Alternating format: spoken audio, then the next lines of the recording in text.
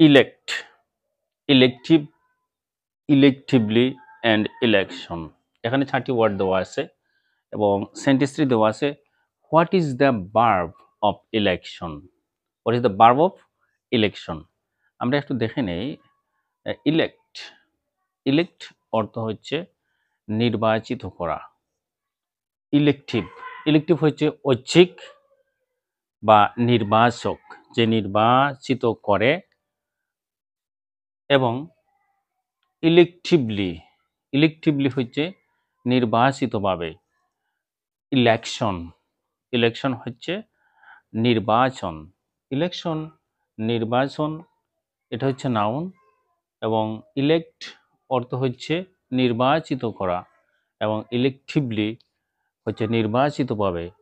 টিভলি, L Y লাস্টে আছে, তাহলে এটি হচ্ছে অ্যাডভার্ব।